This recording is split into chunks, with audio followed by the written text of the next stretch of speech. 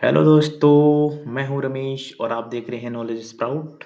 Knowledge sprout channel में आपका बहुत-बहुत स्वागत है। आज की इस वीडियो का टॉपिक है रियल नंबर्स पार्ट 2। पार्ट 1 में हमने बेसिक चीजें कवर कर ली थी, ठीक है? और एलसीएम और एचसीएफ के ऊपर क्वेश्चन भी प्रैक्टिस कर लिए थे। इस वीडियो में हम सिर्फ और सिर्फ न्यूमेरिकल जो आपके रहेंगे उसको प्रैक्टिस करेंगे, ठीक है? और सारे क्वेश्चंस आपके एनसीईआरटी से ही रहेंगे, है ना? उसको प्रैक्टिस करने के बाद अगर आपको कोई डाउट रहता है तो आप कमेंट सेक्शन में ज़रूर पूछ लीजिएगा, ठीक है? उसके ऊपर हम फिर एक अलग से वीडियो आपके लिए बना देंगे, सिर्फ डाउट सेशन की, ठीक है? और अगर वीडियो आपको पसंद आए तो लाइक, शेयर और सब्सक्राइब ज़रूर कीजिएगा, ठीक है? तो चलिए स्टार्ट करते हैं आज का फर्स्ट क्वेश्चन। फर्स्ट क्वेश्चन आपका ये नहीं, ये रहेगा। कौन सा वाला? एक्सरसाइज 1.1। 1.1 में 1 2 3 4 इस टाइप के मैंने आपसे सारे क्वेश्चन करा दिए थे, बट क्वेश्चन नंबर 5, क्योंकि इस टाइप का क्वेश्चन भी एग्जाम में पूछ लिया जाता है तो आपको पता होना चाहिए कि कैसे सॉल्व करते हैं। चेक वेदर 6 की power n can end with the digit 0 for any natural number n। तो ध्यान रखना, जब भी आपसे कोई ऐसा क्वेश्चन पूछे कि 6 की पावर n, 4 की पावर n, 8 की पावर n, जो भी पूछे, ठीक है? आपने क्या करना है, पहले कुछ नंबर लेट करने हैं। कैसे नंबर? जिनके एंड में जीरो आता हो, ठीक है? उनके क्या करने हैं, प्राइम फैक्टर करने हैं। प्राइम फैक्टर करके चेक करना है कि जो आपको नंबर दे रखा है, जैसे 6 है, इसके भी प्राइम फैक्टर कर लो। अगर दोनों के प्राइम फैक्टर सेम है, ठीक है? स्पेशली देखो, जब आपके पास ऐसा नंबर होगा ना जिसके एंड में जीरो है, उसके प्राइम फैक्टर में 2 और 5 आएंगे। तो अगर 2 और 5 6 में भी आए तो हम बोलेंगे कि भाई ठीक है, 6 की power n can end with the zero, ठीक? बट अगर ऐसा नहीं हुआ तो हम बोलेंगे 6 की power n can not end with the digit zero. Simple सी बात है, ठीक है? कैसे? आप यहाँ पे देखो, आपने लिखा 6 की पावर n, 6 की पावर n, इसको आप क्या लिखोगे जब इसके फैक्टर करोगे? तो 2 इंटू थ्री और इसकी होल पावर कितनी लिख दोगे? n, ठीक? अब हमने क्या करना है, यहाँ पे लेट कर लेना। क्या? ऐसे नंबर लेट कर लो जिनके एंड में क्या हो, जीरो। तो मैंने एक 10 कर लिया, दूसरा भी एक नंबर ले लो, 100 ले लेते हैं, आप 20 भी ले सकते हो, ठीक है? कोई और नंबर भी ले सकते हो, दो ही ले लिए। अब देखो, जैसे 10 है तो मैं इसको क्या लिख सकता हूँ, 2 इंटू 5, और इसके जो प्राइम फैक्टर हो मैं क्या लिख सकता हूँ, 2 इंटू 5। तो यहाँ पे देखो, 2 और 5, इसमें भी 2 और 5, बट यहाँ पे 2 तो है लेकिन 5 नहीं है, ठीक है? तो हम क्या लिख देंगे, आपसे पूछा क्या था इसने कि 6 की power n can end with the digit zero, तो आप लिख देना नो, 6 की power n can not end with the digit zero. बात खत्म, ठीक? नेक्स्ट क्वेश्चन आपसे क्या पूछा है? अब जो क्वेश्चन नंबर 6 है ये आपके लिए होमवर्क है। क्वेश्चन नंबर 7 मैं करवा देता हूँ आपसे, और ये क्वेश्चन बहुत ही इजी है। देखो, इसको आप ऐसे ही समझ जाओगे। इसने बोला there is a circular path around a sports field, Sonia takes 18 minutes to drive one round of the field while Ravi takes 12 minutes for the same. Suppose they both start at the same point and at the same time and go in the same direction. अब देखो, same time same direction, है ना, same distance, जब भी आपसे ऐसा question पूछे तो सिंपल क्या करना है, आपने एलसीएम निकालना, बात खत्म, ठीक है? तो देखो, 12 और 18 का जब आप एलसीएम निकालोगे आपके पास आएगा 36। तो आप क्या बोल दोगे कि भाई ये कितने मिनट बाद मिलेंगे सेम पॉइंट पे? आप बोल देना आफ्टर 36 मिनट्स, ठीक है? अगर किसी स्टूडेंट को डायरेक्ट नहीं करना आता है अभी भी एलसीएम, तो वो जैसे हम करते ही हैं वैसे कर लेना, 2 इंटू 3, फिर 18 के फैक्टर करने पड़ेंगे आपको, 18 के क्या हो गए 2 × 3 × 3, ठीक है। तो यहाँ से देखो 2 कितने टाइम्स, 2 टाइम्स 3, 2 टाइम्स, तो आपके पास कितना आ जाएगा 2 × 2 × 3 × 3, तो 3 × 3 कितना हो गया 9, 9 × 2 = 18, 18 × 2 = 36। तो आपके पास आंसर आ गया कि इसने पूछा था how after how many minutes will they meet again, तो आप लिख देना आफ्टर 36 मिनट। तो बहुत इजी क्वेश्चन था। नेक्स्ट नेक्स्ट नेक्स्ट नेक्स्ट देखो इस थ्योरम को समझो। Theorem 1.2, let p be a prime number if p divides a square then p divide a where a is a positive integer। तो इस theorem को आपने ध्यान रखना है। ये बोल रहा है कि अगर आपके पास क्या है कि ऐसा कुछ लिखा है p v a prime number if p divides a square, अगर a स्क्वायर अपॉन b है, मतलब इसको ये डिवाइड कर रहा है, तो इसका मतलब क्या हुआ कि a को भी p डिवाइड कर रहा है। ये बात ध्यान रखना, क्योंकि जब हम अभी प्रूव करेंगे ना कि √2 √3 इज अ इरेशनल नंबर, तो वहां पे हम ये चीजें बार बार लिख रहे होंगे। तो इस थ्योरम का यूज हम करते हैं वहां पे, जिससे आपको क्वेश्चन करने में आसानी होती है, ठीक है। तो मैं आपको यहाँ पे एक क्वेश्चन करके दिखाता हूँ पहले, √3 वाला। √2 आपने खुद से प्रैक्टिस करना है, √3 मैं आपको यहाँ पे बता देता हूँ, ठीक है। कि √3 हमको क्या प्रूव करना है, prove that √3 is a irrational number, irrational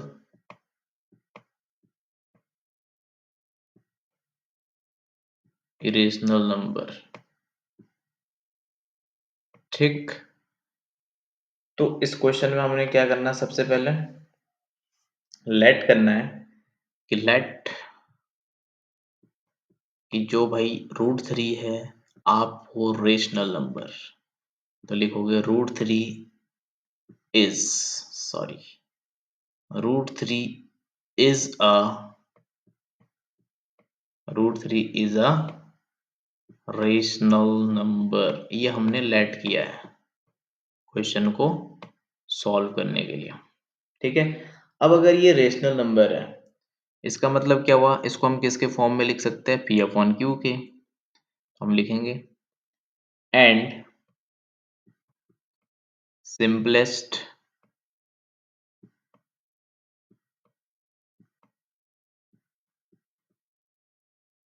form क्या होती है इसकी सिंपलेस्ट फॉर्म, अगर ये रेशनल है तो p/q होगी भाई, सिंपल सी बात है। बहुत सारे जगह पे आपको a/b भी, वो भी गलत नहीं है, आप कुछ भी लेट कर सकते हैं। सिंपल सी बात है कि रेशनल नंबर होना चाहिए। रेशनल नंबर मतलब कि अपॉन, जैसे 1/2 1/3 इसके फॉर्म में, तो भाई p/q a/b c/d, जो तुम्हें लेट करना लेट कर सकते हैं, कोई दिक्कत नहीं, ठीक। और यहाँ पे आप बोलोगे then p and q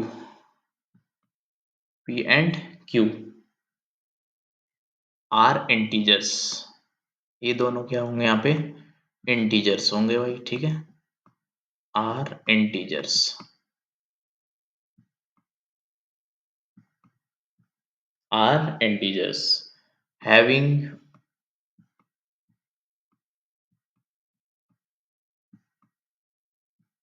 common factor 1,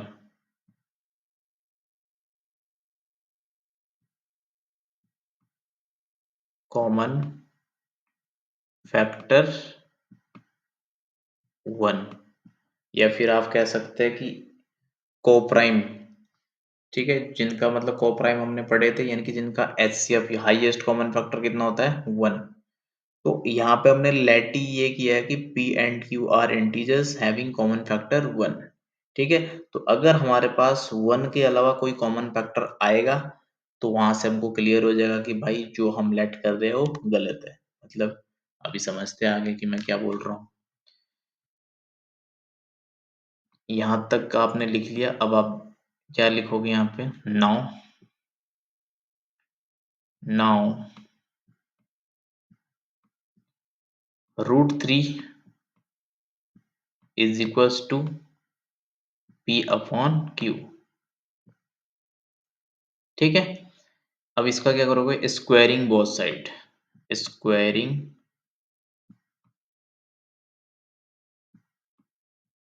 squaring यहाँ पे एक आर हो रहा है, squaring both side.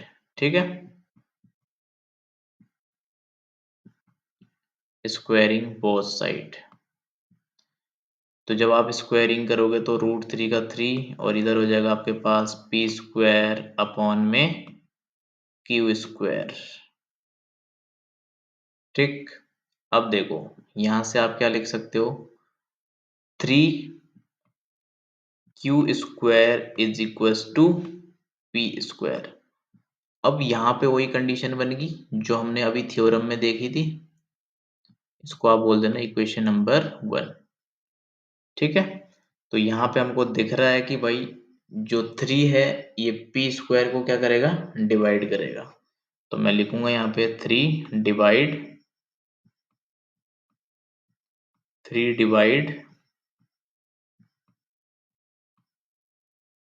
P square. ठीक है, इसका मतलब क्या हुआ कि 3 is also divide p according to theorem. कौन सी थ्योरम, अभी मैंने आपको दिखाई दी। ठीक है, 3 डिवाइड पी। ठीक है, और यहाँ पे आप ये भी लिख देना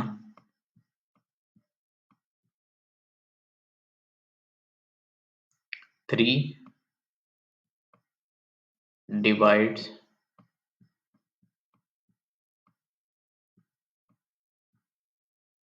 3 डिवाइड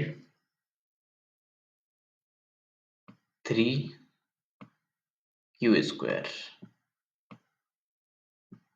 ठीक है, अब हम क्या करेंगे, यहाँ पे कुछ लेट करते हैं। क्या लेट करेंगे, देखो let p is equal to, हमने लेट कर लिया भाई 3c। ठीक, अब इसको क्या करेंगे, इक्वेशन 1 में पुट कर देते हैं। तो 3q² is equal to 3c का होल स्क्वायर। ठीक, तो ये बन जाएगा 3q² इज इक्वल टू 3 का स्क्वायर हो गया 9, ये हो गया आपका c²। ठीक है, अब यहां से आपके पास आएगा q² is equal to 3c²। क्यों, ये 3 यहाँ पे मल्टीप्लाई कर रहा है, वहां जाके डिवाइड करेगा तो 3c²। अब फिर से वही वाली बात आ गई, कौन सी, कि भाई 3q² को डिवाइड करता है, तो हम लिखेंगे 3 डिवाइड 3 डिवाइड q²।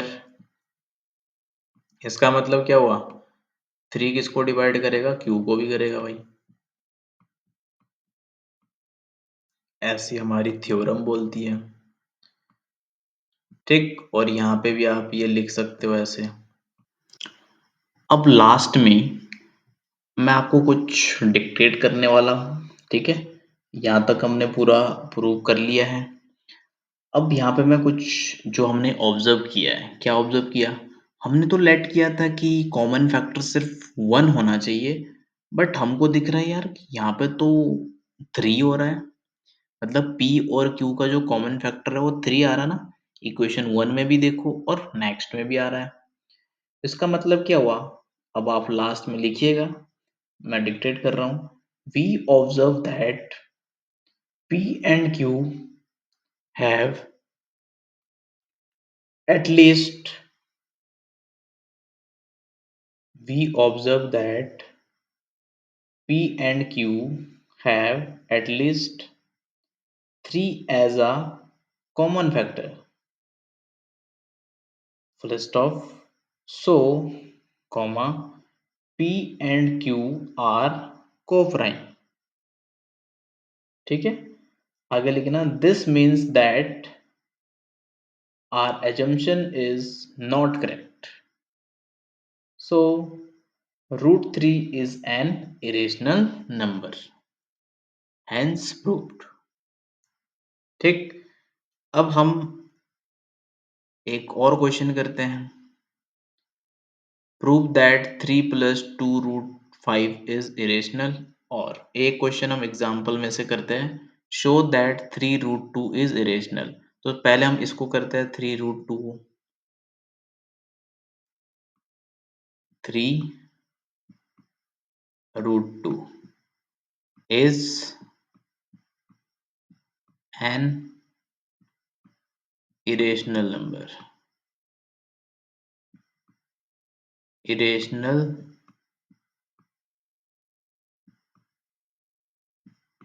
number।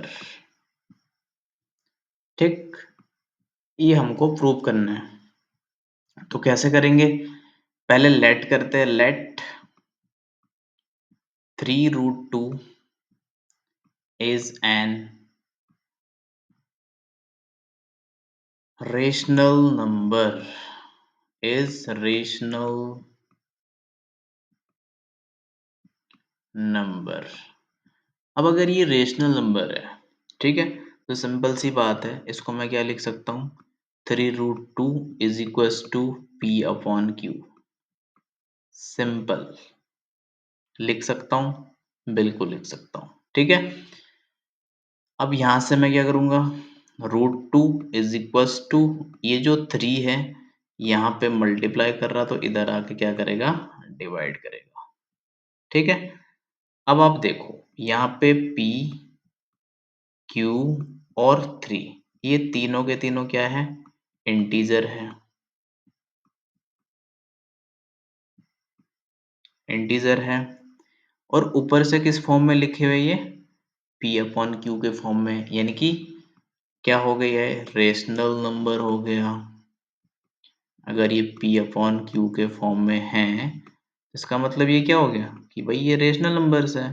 ठीक, अब अगर ये रेशनल नंबर है तो आप थोड़ा यहाँ दिमाग लगाओ कि भाई हम लिख रहे हैं कि rational number is equal to irrational number, मतलब हमको तो पता है ना कि रूट 2 क्या होता है, इरेशनल। बट इसके अकॉर्डिंग क्या हो रहा है कि रूट 2 भी रेशनल है, क्योंकि तभी तो आपस में इक्वल होंगे ना। मतलब इसके अकॉर्डिंग जो हमारे पास आया, root 2 is equal to p upon 3 q. तो अगर ये रेशनल है तो इसका मतलब ये भी रेशनल होना चाहिए था, बट ऐसा तो नहीं है। ठीक, तो यहाँ पे हम क्या कंक्लूड करेंगे लास्ट में, 3 root 2 is an irrational number. ठीक, तो आप इसको ऐसे लिख सकते हैं, यहाँ पे देखो इसने ए भी लेट किया, हमने पी क्यू, तो आप सेम टू सेम ये चीज तो हमने लिख दी पहले से ही। ठीक, तो लास्ट में आप ये लिख देना, but this contradicts the fact that root 2 is irrational. We conclude that 3 root 2 is irrational। ठीक है, अब नेक्स्ट क्वेश्चन करते हैं।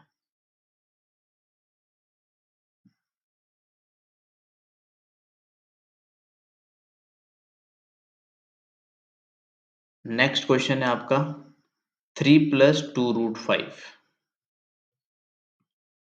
3 प्लस 2 रूट 5, 3 प्लस 2 रूट 5। यहाँ पे आपको क्या बताना है, यहाँ पे बताना है कि ये इरेशनल है भाई, इरेशनल नंबर, ये आपको प्रूव करना है। ठीक है, तो इरेशनल है तो क्या करना पड़ेगा हमको, वही लेट करो पहले कि 3 plus 2 root 5 is rational number,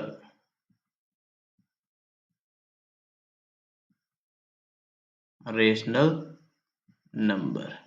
ठीक, तो अगर ये रेशनल नंबर है तो हम इसको क्या लिखेंगे, 3 plus 2 root 5 is equal to p upon q के इक्वल। अब यहां से आप क्या करोगे, 2 root 5 is equal to p upon q minus 3। ठीक है। अब यहाँ पे देखो 2√5 इज इक्वल्स टू p-3q,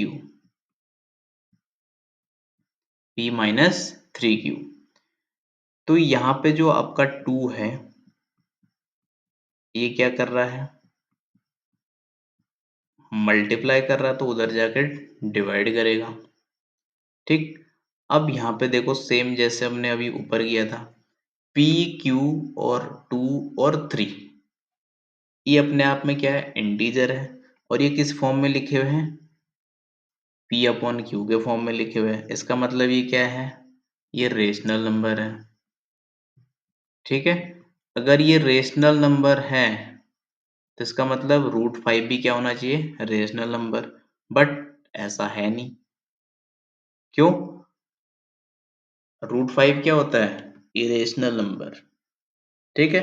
तो आप यहाँ पे सेम जैसे ये लिखा था ना हमने यहाँ पे, but this contradicts the fact that √5 is irrational. यहाँ पे √2 है तो आप यहाँ पे क्या लिख दोगे, √5 इज इरेशनल। ठीक।